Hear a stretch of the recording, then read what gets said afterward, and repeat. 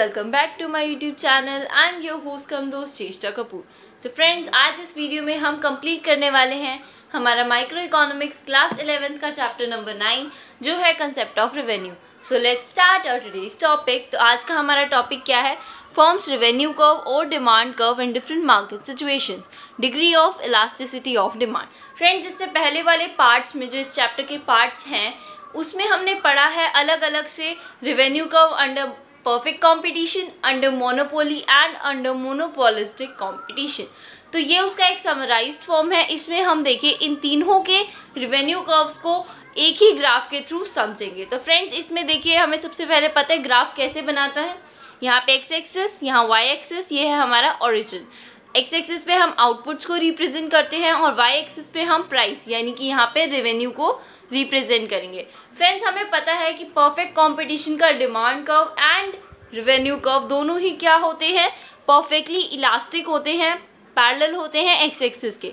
एक horizontal straight line बनती है। तो ये सबसे आसान ग्राफ है आपके लिए, सबके लिए ही ये सबसे आसान ग्राफ होता है। इसको बनाना बहुत ही ईजी है और याद रखना तो और भी ज़्यादा आसान है।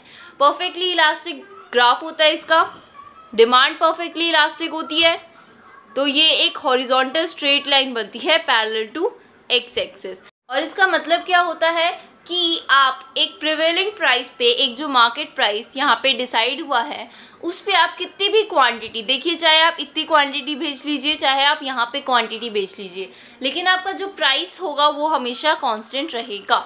प्राइस को अप या डाउन करते ही आपकी जो डिमांड है वो बिल्कुल ज़ीरो या फिर इन्फिनिटी तक पहुँच जाएगी। तो फ्रेंड्स, ये था हमारा revenue curve under perfect competition. अब अंडर मोनोपोली एंड मोनोपोलिस्टिक हमने इसकी ग्राफ को और इनके डिफरेंस को बहुत अच्छे से समझा था गाइस। अगर आपने मेरे लास्ट पार्ट्स अभी तक नहीं देखे हैं तो आप मेरे चैनल पर जाकर देख सकते हैं या फिर डिस्क्रिप्शन बॉक्स में लिंक गिवन है, आप वहां से जाकर देख लीजिएगा। उसको देखने के बाद आपको एक समराइज्ड वे में रिवीजन हो जाएगा और आपका ये जो टॉपिक है ये एग्जैक्टली क्लियर हो जाएगा और एकदम पक्का हो जाएगा एग्जाम के लिए। तो फ्रेंड्स, अब हम देखते हैं मोनोपोली और मोनोपोलिस्टिक कंपटीशन दोनों का जो डिमांड कर्व होता है वो डाउनवर्ड होता है। और डाउनवर्ड डिमांड कर्व क्या रिप्रेजेंट करता है? Sorry, revenue curve. सो ये क्या दर्शाता है, क्या दिखाता है कि जो हमारी डिमांड है उसमें प्राइस और डिमांड का एक नेगेटिव रिलेशनशिप है। अगर हम प्राइस को अप करेंगे तो हमारी डिमांड डिक्रीज हो जाएगी। बट इन दोनों में क्या डिफरेंस है? फ्रेंड्स, इन दोनों में सिर्फ एक डिफरेंस है, वो है कि डिमांड जो रेवेन्यू कर्व होता है मोनोपोली मार्केट का वो थोड़ा डाउनवर्ड होता है as compare to monopolistic competition. Friends, आप देख सकते हो ये थोड़ा फ्लैटर है, यानी कि थोड़ा सा फ्लैटर साइड जा रहा है, फ्लैटर यानी बिल्कुल कि यूं। और जो हमारा मोनोपोली का है ये डाउनवर्ड है। तो ऐसा क्यों है? क्योंकि ये लेस इलास्टिक है और ये मोर इलास्टिक है। अब ये लेस और ये मोर इलास्टिक क्यों है?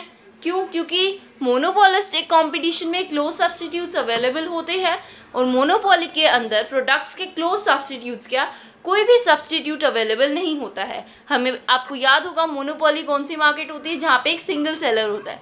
तो अगर वो एक सिंगल सेलर है तो उसका कोई जब कॉम्पिटिटर ही नहीं है तो उसका कोई सब्स्टिट्यूट कैसे हो सकता है? सो दैट्स वाई मोनोपोली में कोई सब्स्टिट्यूट अवेलेबल नहीं होता। जबकि मोनोपोलिस्टिक कंपटीशन, जैसे हमने सोप इंडस्ट्री का एग्जाम्पल लिया था, उसमें देखिए डेटॉल, लाइफबॉय, सैवलॉन एक दूसरे के क्लोज सब्स्टिट्यूट्स हैं। तो यहाँ पे बहुत ज़्यादा क्लोज सब्स्टिट्यूट्स अवेलेबल होते हैं। फ्रेंड्स, अब हम यहाँ पे देखते हैं, इनको रिटन फॉर्म में हमने लिखा है, फटाफट से कंप्लीट करते हैं इसको। So revenue curve under perfect competition, it is perfectly elastic. हमने देखा हॉरिजॉन्टल लाइन है, परफेक्टली इलास्टिक होता है। It shows that elasticity of demand for the firms product is infinity, यानी कि उसकी जो इलास्टिसिटी है वो इन्फिनिटी है, यानी कि वो अगर उसको चेंज करना चाहे तो बहुत मुश्किल है। और बाय चांस अगर एक पर्सन चेंज करना चाहता है अपना प्राइस परफेक्ट कंपटीशन मार्केट के अंदर तो उसकी डिमांड बिल्कुल इन्फिनिटी पे पहुंच जाएगी और अगर वो प्राइस को अप कर देगा तो बिल्कुल ज़ीरो पे भी पहुंच सकती है।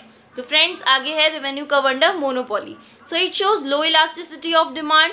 इसमें लो इलास्टिसिटी होती है। This is because there are no close substitutes of the monopoly product in the market. और ऐसा क्यों होता है?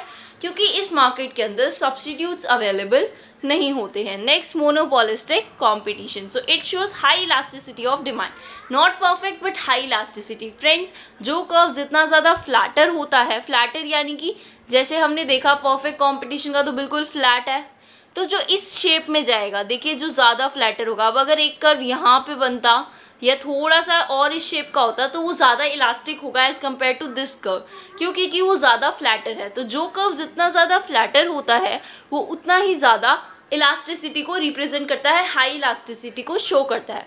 तो it shows high elasticity of demand and this is because there is a large number of close substitutes of the firms product in the market. और high elasticity क्यों होती है? क्योंकि इस मार्केट के अंदर बहुत सारे क्लोज सब्स्टिट्यूट्स अवेलेबल होते हैं। तो फ्रेंड्स, इसी के साथ हमारा कंसेप्ट ऑफ रेवेन्यू कंप्लीट होता है। तो अगर आपको मेरी ये वीडियो अच्छी लगी हो then please hit the like button and for more amazing videos do subscribe to my YouTube channel. Thanks for watching this video guys. See you in my next video.